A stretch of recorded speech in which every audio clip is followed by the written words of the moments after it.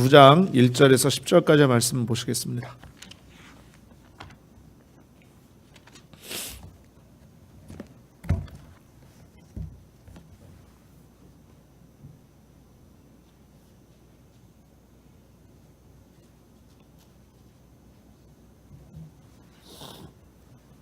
요한복음 죄송합니다. 사도행전 19장 1절에서 10절까지입니다.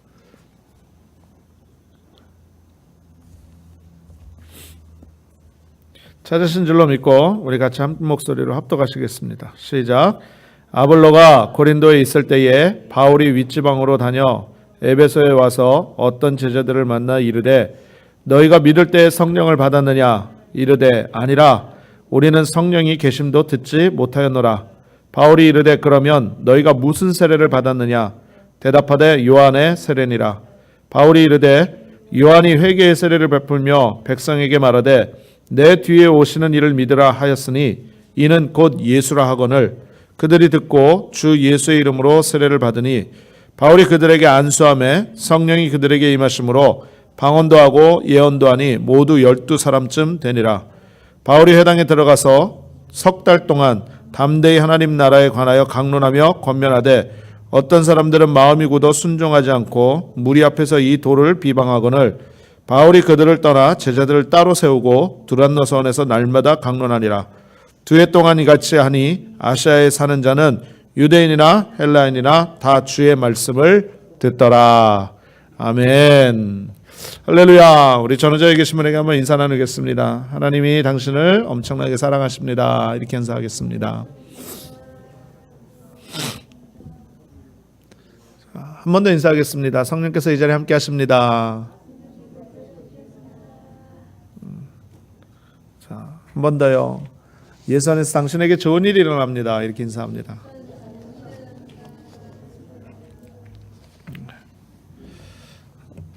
오늘도 하나님의 크신 은혜가 저와 여러분 가운데 충만히 넘쳐날 줄로 믿습니다. 오늘 특별히 기도의 22일째이면서 주일 예배 드리는 겁니다. 계속되어지는 기도의 가운데 하나님의 말씀과 은혜가 충만히 넘쳐나고 있고요. 그리고 비록 우리의 상황이나 눈으로 보여지는 것은 우리 조인규 목사님 말씀처럼 눈에 보이는 것 없고 손에 잡히는 것 없고 귀에 들리는 것 없어도 하나님께서 반드시 우리의 믿음 가운데 역사하시고 좋은 풍성한 은혜로 채워주실 줄로 믿습니다. 할렐루야. 예. 이 마이크 볼륨 조금만 크게 해주실 수 있어요? 예. 예. 이 모니터가 안 돼가지고 제가 잘 들리시죠? 예. 저만 잘 들리면 될 것 같아요. 예. 자, 함께 말씀 사도행전 19장 1절에서 10절 말씀 봉독했는데요. 이 말씀에 근거해서 너희가 믿을 때에 성령을 받았느냐. 제목이 좀 길긴 합니다만 우리 같이 한 목소리로 따라해 주셨으면 좋겠습니다. 너희가 믿을 때에 성령을 받았느냐. 한 번만 더요. 너희가 믿을 때에 성령을 받았느냐. 이 같은 제목으로 함께 말씀의 은혜를 나누도록 하겠습니다. 여러분, 예수님 믿고 우리가 신앙생활을 시작한 다음부터 계속적인 승리하는 믿음의 삶은 모든 성도들의 기도 제목이자 삶의 목표입니다. 그런데 그와 같은 삶을 살 수 있는 비결은 다른 것이 아니라 여러분 성령 충만에 있음을 꼭 기억하시기를 주님의 이름으로 축원드립니다. 여러분 성령 충만이란 무엇입니까? 말 그대로 성령으로 충만하다라는 것입니다.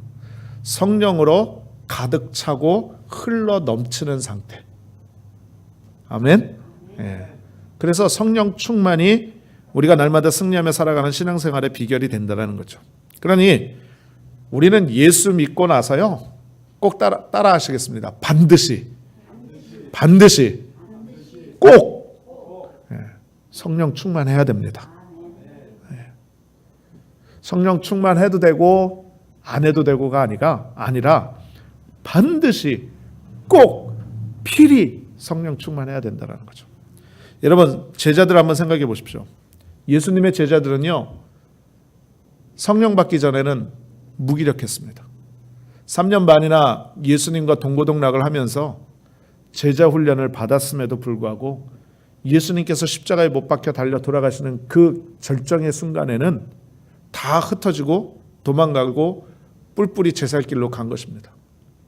그러나 예수님께서 약속하신 성령을 받은 이후로 제자들의 삶은 변했습니다. 달라졌죠. 더 이상 두려워서 떨며 숨지 않았고 문을 박차고 뛰어나가서 담대히 말씀을 전했습니다. 그럴 때 놀라운 역사가 일어났어요. 하루에 3,000명, 5,000명씩 얼마 안 돼서 수만 명씩 예수님을 믿고 하나님께 돌아오는 놀라운 역사가 일어나게 됐다는 거죠. 그 역사로 말미암아서 초대교회가 탄생이 됐고요. 그 다음부터 이방인에게까지 복음이 전도되어져서 온 세계가 성령의 충만함을, 성령의 침례를 받는 그런 성령의 시대가 열리게 되었다는 것입니다. 여러분, 우리가 성경을 시대적으로 나눌 때 크게 세 부분으로 나눠요.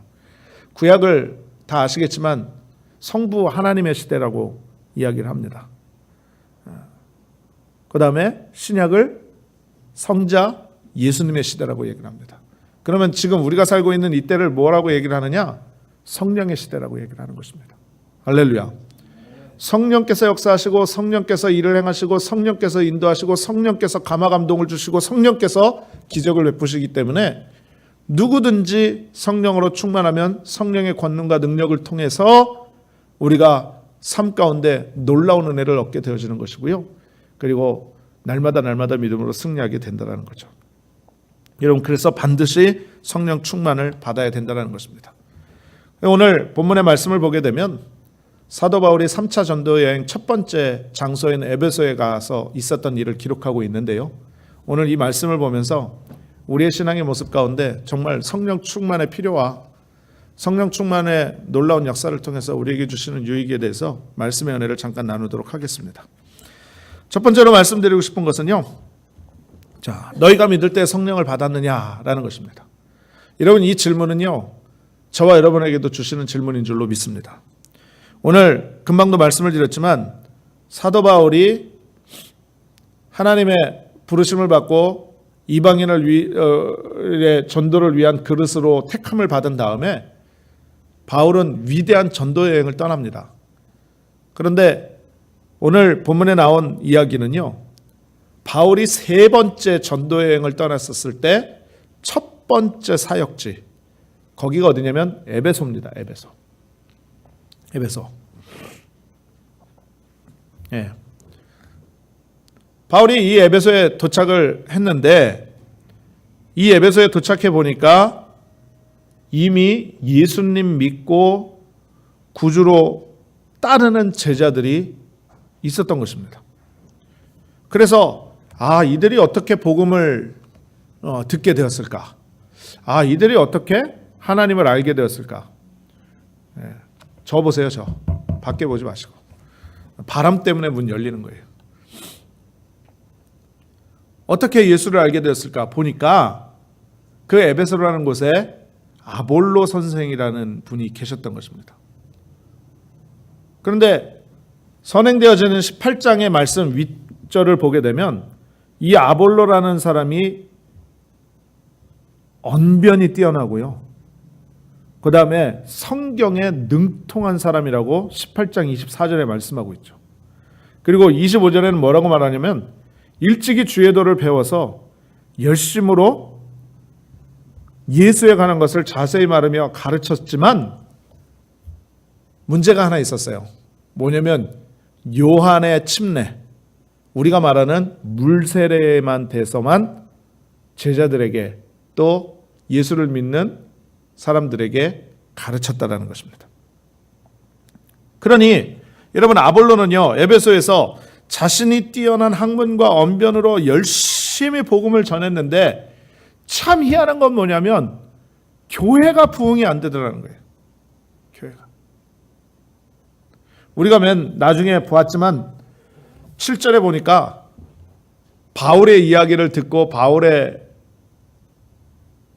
말씀을 통해서 은혜 받은 사람이 12명쯤 된답니다. 12명쯤. 그러니 여러분, 그때 당시에 초대교회에 믿는 사람들이요, 수백 명씩 수천 명씩 막 모이는 그러한 부흥의 시대 가운데 12명만 신앙생활을 제대로 하고 있으니 여러분, 교회가 부흥이 안 되는 거죠.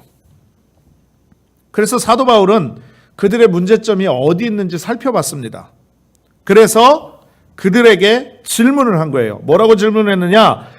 너희가 믿을 때에, 너희가 지금 믿고 있는데, 너희가 지금 신앙생활을 하고 있는데, 더 쉽게 얘기하면 지금 교회를 다니고 있는데 성령은 받았냐? 라고 물어본 거예요. 여러분, 성령을 받으셨습니까? 라고 질문을 했어요. 그랬더니 그 사도 바울의 질문에 에베소 제자들이 뭐라고 대답을 했냐면, 아니요, 우리는 성령이 누군지, 성령이 계심도 들어본 적도 없습니다 라고 정말로 놀라운 대답을 했어요. 무슨 얘기입니까? 그들이 성령 충만하지 않았기 때문에 예수님은 믿었지만 여전히 능력과 부흥이 나타나지 않는 신앙생활을 하고 있었다는 것입니다. 여러분, 여기서 우리는요, 놀라운 신앙의 진리를 발견할 수가 있어요. 뭐냐면 우리가 정말로 주의 은혜 가운데 하나님의 자녀가 된 것은 정말로 감사하고 축복받은 일인 줄로 믿습니다. 할렐루야. 그런데 중요한 건 뭐냐? 구원 받았는데, 교회를 섬기는데, 신앙의 경륜이 쌓여가는데 우리의 삶 가운데 어떠한 변화도 나타나지 않냐고, 신앙의 성숙도 이루지 못하고 하나님의 은혜 가운데 그에 대한 믿음의 삶을 살지 못하고 성장하지 못하고 있다면 여러분, 무엇이 문제일까요? 그것은 다른 것이 아니라 이 에베소에 있는 제자들처럼 예수를 믿기는 믿는데 성령을 알지도 못하고 듣지도 못하고 성령과 함께하지 못하는 신앙생활 때문이라는 것입니다. 여러분, 우리가 구원받은 후에 하나님의 자녀로서 승리의 삶을 살아가려면 반드시 성령 충만을 받아야만 되는 것입니다. 왜? 그 출발이 성령 충만이기 때문인 것입니다. 우리가 예수 믿고 구원의 은혜에 감격하여서 기쁨으로 주님 앞에 나오지만 여러분, 언제나 우리는요, 그 마음과 열정이 식기 마련이에요. 그렇기 때문에 우리는 날마다 성령 충만을 받는 귀한 은혜가 있어야 된다는 거죠. 우리가 세상에 나가면 수없이 많은 유혹과 수없이 많은 세상의 죄악 가운데서 싸우는 영적 싸움을 싸우면 되는 것입니다. 그런데 이러한 죄와 싸워서 이기고 하나님이 원하시는 거룩한 삶을 살아가기 위해서는요, 무엇보다도 지속적인 성령 충만을 받아야만 된다는 것이죠. 지속적인 성령 충만. 이게 중요합니다.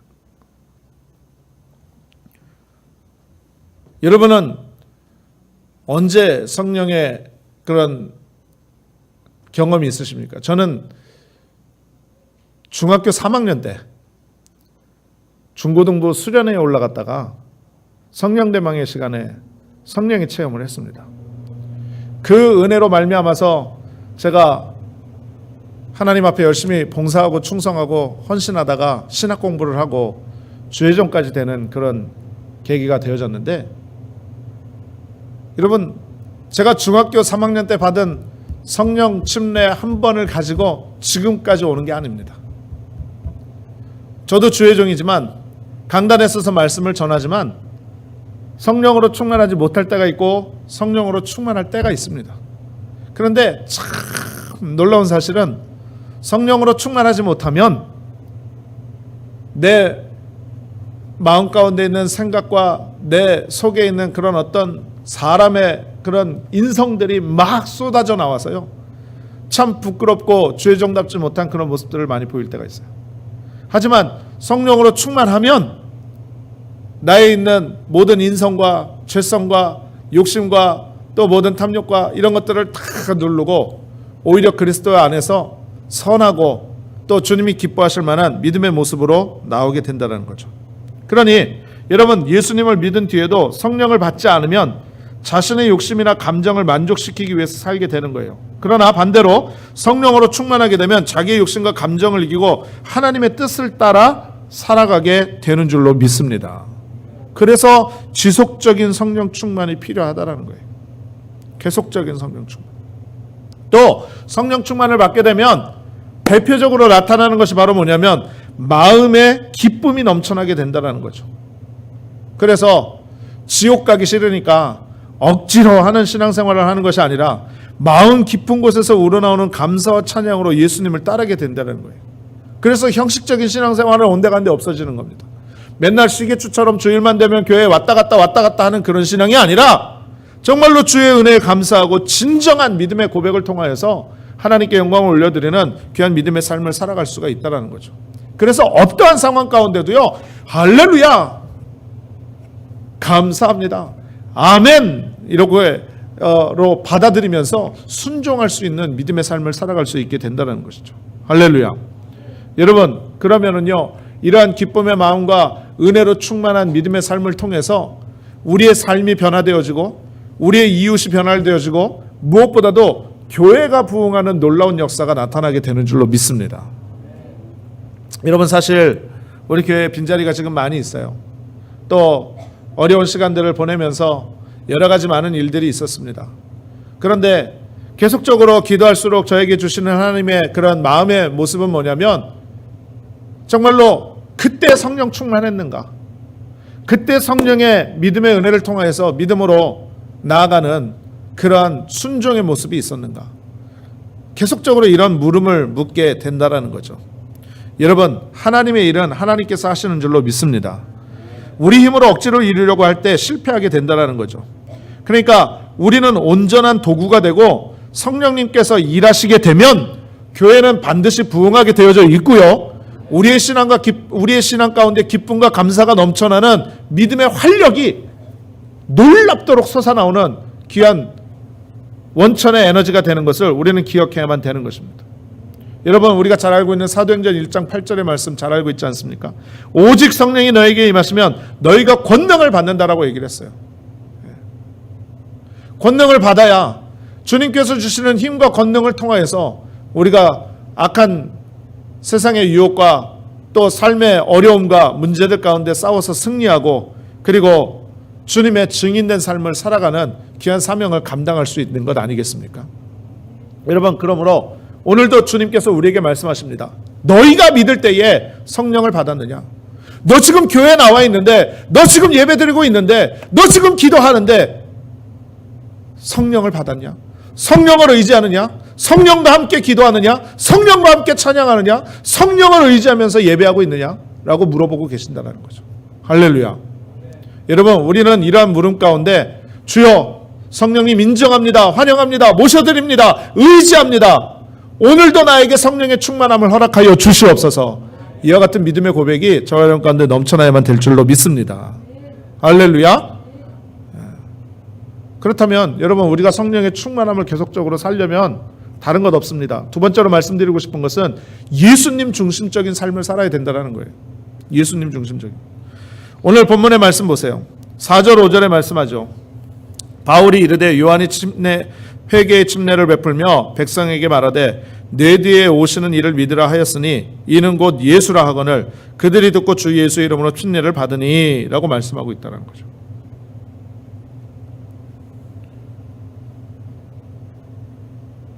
요한이 외쳤습니다.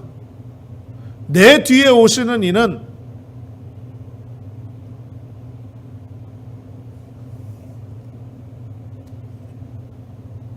예수님이시다, 메시아이시다. 그분이 진짜 메시아인데 그분이 예수님이시다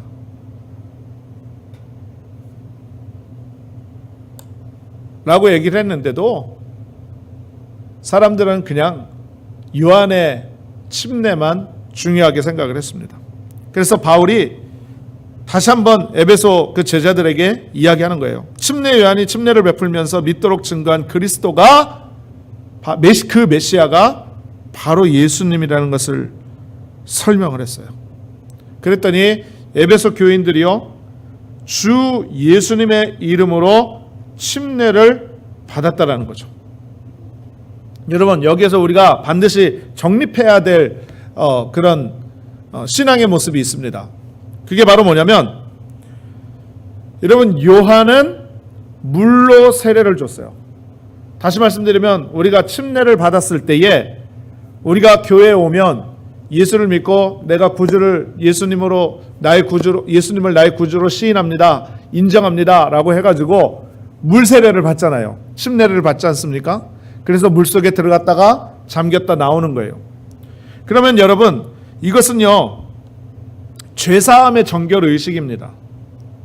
나는 이제 나의 옛사람은 물속에서 장사되어지고 오직 예수 그리스도의 이름으로 새롭게 태어난 믿음의 사람으로 변화될 것입니다. 라는 외적 표현이라는 거죠. 외적 표현.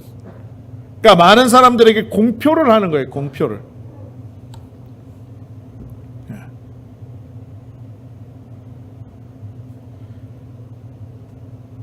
그러니까 물로 침례를 받는 것은요, 우리가 예수님의 사람으로 살겠다는 결심을 많은 사람들 앞에서 공표하는 예식이라는 거죠. 그런데 여러분, 성령 침례라는 것이 있습니다. 우리가 예전에 성령 세례라고 얘기를 했는데, 성령 침례라는 것은 다른 것이 아니라 성령님께서 우리 안에 오셔서 우리의 속사람을 새롭게 하는 내면적인 역사이라는 거죠. 내면적인 역사. 여러분, 이 두 가지 모두가 중요합니다. 우리의 육체는 물로 세례를 받는 것이고요, 우리의 속사람은 성령으로 침례를 받아야만 되는 것입니다. 우리가 성령 침례를 받고요, 성령님을 마음에 모셔드리면 우리를 통해서 예수님이 나타나게 돼 있고요, 성령님이 곧 예수님의 영이시기 때문에 예수님이 우리 안에, 우리가 주님 안에 거하는 놀라운 믿음의 삶을 살게 되어진다는 것이죠. 할렐루야. 여러분, 이해가 되십니까? 이해가 되시면 아멘. 네. 여러분, 물 세례 받으신 분 손 들어보세요. 네. 다 받으셨을 거예요. 성령 세례 받으신 분 손 들어보세요. 할렐루야. 두 가지가 다 중요해요. 내가 예수 그리스도의 사람으로 살겠습니다 라고 많은 사람들 앞에서 공표하면 사람들이 보는 눈이 있어서, 또 내가 한 고백이 있기 때문에 신앙생활을 합니다. 그러나 반드시 내면적으로도 성령의 세례를 받아야, 성령의 침례를 받아야 우리가 예수 그리스도의 충만한 영으로 살아갈 수 있는 믿음의 삶을 살아갈 수 있다는 거죠. 할렐루야. 그래서 여러분, 성령 충만이 중요한 거예요. 여러분, 성령 충만이라는 것은 다시 말씀드리지만 예수 그리스도의 영으로 충만한 거예요. 또 예수 그리스도의 영으로 충만하다는 것은 우리의 생각과 뜻이 예수님의 생각과 예수님의 뜻으로 변화되어진다는 것을 의미한다는 것입니다. 그래서 여러분, 성령으로 세례를 받고 성령으로 날마다 충만한 사람은요, 내 뜻과 내 의지와 내 생각을 주장하지 않아요. 오직 하나님의 뜻과 하나님의 삶으로 인도되어진다는 거죠. 그래서 그런 사람은 예수님 중심적인 삶을 살아가게 되어져 있는 것입니다. 여러분, 요한복음 14장 26절에 이런 말씀이 있어요. 보혜사 곧 아버지께서 내 이름으로 보내실 성령, 그가 너에게 모든 것을 가르치고 내가 너에게 말한 모든 것을 생각나게 하리라, 이렇게 말씀하고 있다라는 것입니다. 그러니 여러분, 성령으로 충만하게 되면 성령의 은사가 나타나게 되고요, 삶 속에서 성령의 열매를 맺게 되어지게 된다는 거죠. 갈라디아서 5장 22절에서 23절에 말씀하죠. 오직 성령의 열매는 사랑과 희락과 화평과 오래 참음과 자비와 양선과 충성과 온유와 절제니 이와 같은 것을 금지할 법이 없느니라 라고 말씀하고 있는데, 여러분, 우리의 삶 속에서 이와 같은 성령의 열매들이 풍성하게 맺혀져서 하나님께 영광 돌리는 귀한 믿음의 삶을 살려면 다른 것 없어요. 예수님 중심적인 삶을 살아야만 된다는 것입니다. 할렐루야. 여러분, 그렇기 때문에 우리 교회는요, 빨리 다시금 돌아와야만 되는 것입니다. 우리의 방향이 예수님을 등지고 예수님을 향하여 나가는 것이 아니라 예수님 반대 방향으로 가고 있다고 한다면 여러분, 빨리 돌아서야 돼요. 빨리 유턴을 해서 예수님으로 돌아가야만 되는 것입니다. 교회를 위해서 기도하는데 그런 기도가 많이 나와요. 이해관계. 성령 충만한 마음이 없으니까 그냥 형식적으로 사람들 앞에 보여지는 그런 신앙만 나타내기 위해서, 그러다 보니까 이해관계가 성립이 되어지고 그 이해관계 때문에 마지못해서 교회를 나오고 마지못해서 신앙생활을 하는 그런 모습들이 우리에게 있습니다. 또 성령으로 충만하지 못하니까 겉으로는 세례를 받았지만 성령으로 충만하지 못하니까 이 교회 문을 박차고 나가면 세상의 마음 가운데 사로잡혀서 원망스럽고 부정적이고 파괴적이며 비방하고 싸우고 다투고 또 탐욕과 욕심으로 가득 찬 세상 사람들과 전혀 다르지 않은 그런 삶을 살아갈 때가 너무나도 많다라는 거죠. 여러분, 절대로 이와 같은 모습은 성령 충만한 모습이 아니에요. 그와 같은 모습이 없는데 어떻게 교회가 부흥할 수가 있으며 어떻게 우리의 심령과 우리의 믿음과 신앙 가운데 변화된 모습이 나타날 수가 있겠습니까? 그러므로 사랑하는 우리 성도님들이요, 우리가 정말로 예수님 중심적인 삶을 통해서 우리의 방향과 우리의 초점을 다시금 예수님께로 맞추고 다시 한번 성령으로 충만함을 받아서 우리의 마음 가운데 성령이 내주하여 주시는, 그래서 그 성령께서 내주하시는 은혜로 말미암아 성령의 열매를 맺고 그 성령의 열매를 통하여서 모든 사람들이 그리스도의 영광과 은혜를 경험할 수 있도록 우리가 정말로 증인된 귀한 믿음의 삶을 살아야만 될 줄로 믿습니다. 할렐루야. 정말 중요한 거예요. 그렇다면 우리가 또 이와 같은 그런 예수님 중심의 삶을 사는 것이 구체적으로 또 어떤 것이냐? 그것은 다른 것이 아니라 말씀을 통해서 변화되어지는 것을 말하는 것입니다. 마지막 세 번째로 말씀을 드리면요, 성령 충만의 역사가 나타나면 부흥이 일어나거든요. 그런데 그 부흥과 역사는 무엇으로부터 시작이 되어지냐면 말씀으로부터 시작되어지다는 것입니다. 믿으시면 아멘. 할렐루야. 여러분 10절 말씀 한번 같이 봅니다.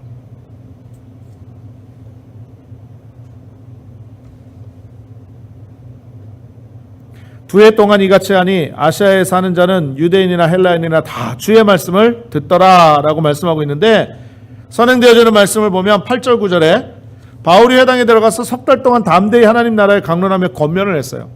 그러니까 먼저 성령이 누구신지, 성령이 어떤 일을 하시는지 제자들에게, 에베소 교인들에게 알게 한 것입니다. 그리고 성령으로 침례를 베풀고 나니까 그들이 방언도 말하고 그들이 예언도 하고 성령으로 충만한 역사가 되어졌어요. 그러고 났더니 바울이 이제부터 말씀을 가르치기 시작을 합니다. 하나님 말씀에 대해서 더 깊이 있게 말씀을 가르치고 하나님 말씀을 증거하고 있는데 9절 보니까 이렇게 얘기를 해요. 어떤 사람들은 마음이 굳어 순종하지 않고 무리 앞에서 이 도를 비방하거늘. 여러분, 하나님 역사가 있는 곳에는요 반드시 악한 마귀 역사가 있기 마련입니다. 그래서 비방하고 또 비판하고 순종하지 않고 그것에 대해서 정말로 막 방해를 하는 그런 모습들이 있었지만 바울이 거기에 굴하지 않았습니다. 그래서 그들을 떠나서 제자들을 따로 세우고 두란노 서원이라는 곳에서 날마다 강론을 했는데 그게 2년 동안이나 말씀을 가르쳤다라고 얘기합니다. 두란노 서원에서. 그게 비로소 2년이 지나고 난 다음에 열매가 맺혀지기 시작하고 교회가 든든히 서가기 시작하고 그리고 하나님의 사명을 감당하는 귀한 역사가 나타나게 되어졌다는 거죠. 여러분, 실질적으로 어떤 일들이 나타나게 되어졌냐면 사도행전 19장 11절 12절 그 이후에 나타나는 그 말씀들을 보게 되면은요, 뭐라고 말씀하고 있느냐? 하나님께서 바울의 손을 통하여서 능력을 행하게 하셨어요. 그래서 사람들이요 바울의 몸에 손수건이나 앞치마를 가져다가 병든 사람에게 얹으면은 병이 낫는, 그리고 악귀도 떠나가는 놀라운 역사가 나타나게 됐다라는 거죠. 그런 일들을 통해서 17절 18절에 보면 성령의 역사임을 깨달은 수많은 사람들이요 예수의 이름 앞에 회개하며 주께로 돌아오는 역사가 나타나게 되고요, 심지어 에베소에 있는 마술사들까지도 자신들의 마술책을 태워버리고 회개를 시작했는데 그 책값이 은 5만이나 되는 양이라고 19절에 말씀하고 있습니다. 그러니까 성령의 능력이 나타나자 세상의 온갖 술수와 눈속임 등이 만천하에 거짓 없이 드러나게 되는 놀라운 역사가 나타나게 됐다라는 거죠. 여러분, 이 모든 것이 어디부터 시작이 되어졌느냐? 말씀으로부터 시작이 되어졌다는 것입니다. 할렐루야. 여러분, 우리가 하나님의 말씀으로 늘 변화를 받아서 주의 말씀을 붙잡고 성령 충만함을 위해서 기도하고 하나님께 믿음으로 나아가면 놀라운 기적이 일어나게 되는 줄로 믿습니다. 새롭게 변화가 되고 또 부흥의 놀라운 역사가 나타나게 되고 옛사람은 간 곳 없어지고 오직 새 사람의 옷을 입게 되어지는 줄로 믿습니다.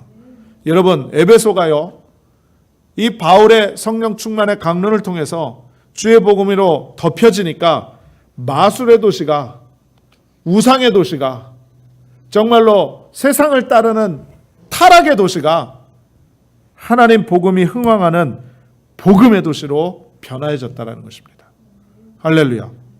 여러분, 이 놀라운 역사가 우리 교회 가운데 넘쳐나게 될 줄로 믿습니다. 이 놀라운 역사가 우리의 가정 가운데, 우리의 개인 자신에게 넘쳐나게 될 줄로 믿습니다. 여러분, 정말 중요한 건 성령 충만입니다.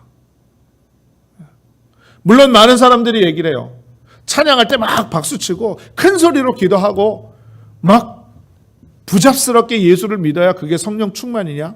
라고 이야기를 합니다. 그런데 저는 거기에 그렇게 대답을 하고 싶습니다. 뜨겁게 박수치면서 찬양하고 뜨겁게 소리내어서 기도하고 열심으로 주의 전을 찾아 하나님 앞에 기도하고 예배하고 하나님의 일을 충성함으로 감당하는 그 모든 것이 성령 충만하지 않으면 어떻게 그렇게 할 수 있겠느냐고. 그렇죠? 여러분, 우리는 우리 자신을 되돌아봐야 돼요. 너희가 믿을 때 성령을 받았느냐? 라고 오늘도 성령님께서 말씀하고 계시는 거예요. 이때 우리가 뭐라고 대답을 해야 되겠습니까? 우리가 정말로 하나님의 말씀을 통하여서 정말로 예수님 중심의 삶으로 변화를 받아 성령의 충만한 역사를 통하여서 한 사람 한 사람이 예수 그리스도의 제자된 삶으로 살아가게 될 때 정말로 우리는요, 상상도 못할 하나님의 놀라우신 능하신 손의 역사를 보게 될 줄로 믿습니다. 그러므로 여러분, 각자 성령 충만하셔야 돼요. 목사님, 성령 충만하시네요. 그거 하나 쓸데없어요. 나 성령 충만한 건 소용없어요. 자기 자신이 성령 충만해야 돼요. 할렐루야. 여러분이 성령 충만하셔야 된다고요. 우리 각자가 다 성령 충만함을 받으셔야만 되는 것입니다. 그러므로 우리 모두가 성령의 충만함을 받아서 하나님의 놀라운 역사를 이루어내는 것처럼 우리가 이 기도에 22일째 하나님 앞에 나아가고 있는데, 간구의 주간을 통해서 오늘 간절히 기도해야 될 것은 하나님, 내게 성령의 충만함을 허락하여 주옵소서, 이와 같이 믿음으로 기도해야만 될 줄로 믿습니다. 한 가지만 간단하게 말씀을 드리면, 제가 말씀드렸을 거예요. 제가 전에 섬기던 교회에서 처음에 큰 비전을 갖고 미국 땅에 착 떨어졌는데 참 모든 것이 어려웠습니다. 그러한 상황 가운데서 하나님께서 놀라운 부흥을 주셨는데 그 비결이 뭘까? 그 비결이 뭘까? 가만히 생각을 해보고 또 생각을 해보면 하나님께서 생각나게 하시는 게 바로 뭐냐면 첫 번째 성령 대망회 예배가 생각나게 하셨어요. 주의 종들끼리 회의를 했습니다. 어떻게 해야 될까? 교회를 부흥하고 하나님의 놀라운 역사를 감당하기 위해서 이대로 나가서는 안 되겠는데 어떻게 해야 될까라고 고민을 하다가 어떻게 하기로 했냐면 기도원 성령대망회를 가기로 결정을 한 것입니다. 기도원 성령대망회. 기도원 성령대망회를 가는데 처음에는요, 몇 명 안 갔어요. 10명 갔습니다. 성도가 몇 명 없는데도 주일날 예배 제적이 전부 다 해서 57명밖에 없었고요. 주일날 예배 참석하시는 분이 한 30명밖에 없었고요. 또 그 가운데에서도 또 기도원 성령대망에 가자 그러니까 10명밖에 참석을 안 했어요. 그런데 그 10명 중에 절반이 다 주의종 가족이에요. 그래서 기도원을 가서 거기는 이제 수양관이라고 해가지고 운영하는 데가 있는데 거기 가서 이제 성령 대망회를 하는 것입니다. 주일날 주일 예배 마치고 점심 식사를 하고 난 다음에 차를 타고 가서 이제 저녁에 성령 대망회를 하는데, 그때 생각을 해보니까 저희 집사람이 피아노를 치고 저는 기타 하나 메고 막 뜨겁게 하나님 앞에 찬양을 하고 보혈 찬양을 30분 이상씩 하고 막 정말로 뜨겁게 찬양을 했는데, 나중에 지금 장로님 되시는 우리 그 집사님이 말씀을 하시더라고요. 나는 머리털 나고 생전에 사모님처럼 피아노를 치는 사람은 처음 봤고 목사님처럼 찬양을 하는 사람은 처음 봤습니다. 그렇게 이야기를 하면서 사모님이 그렇게 피아노를 치고 목사님이 그렇게 찬양을 할 때에 마음문이 확 열리고 그 가운데 역사하시는 성령의 놀라운 경험을 하게 되었기 때문에 제가 이렇게 기쁨으로 신앙생활을 할 수 있었습니다라는 그런 고백을 받은 게 제가 기억이 나는데요. 여러분, 우리 모두가 다른 것 없어요. 지금 이 상황 가운데에서, 이 고난과 문제 가운데에서 헤쳐나가고 주의 은혜로 소망이 넘쳐나고 우리가 능력 있는 신앙생활을 하기 위해서는요, 우리 각자 모두가 성령 충만 받는 비결밖에 없습니다. 할렐루야. 만약에 성령 충만함을 잊어버렸다고 한다면 성령으로 재충만을 받으십시오. 지금 성령으로 충만하시다면 더욱더 뜨겁게 그 성령을 의지해서 하나님 앞에 기도하는, 그래서 교회와 가정과 이웃과 또 자기 자신을 위해서 기도하는 저와 여러분이 되시기를 주님의 이름으로 축원을 드리겠습니다. 한번 따라 말씀합니다. 성령이 함께 하시면 모든 것이 다 됩니다. 믿으시면 아멘. 할렐루야. 기도하겠습니다. 전능하신 아버지 하나님, 감사합니다.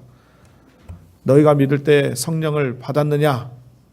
오늘 주님께서 우리에게 말씀하고 계시는데, 성령의 충만함을 통하여서 어떠한 상황과 환경 가운데서도 굴하지 아니하고 오직 주의 역사와 은혜를 바라보는 우리 모두가 되게 하여 주옵소서. 우리 모든 성도님들에게 다시 한번 성령으로 충만하게 하여 주시고, 성령님이 인정합니다, 환영합니다, 모셔드립니다, 의지합니다, 이와 같은 믿음의 고백이 우리의 입술에 고백되게 하여 주옵소서. 예수님의 이름으로 간절히 기도드리옵나이다. 아멘.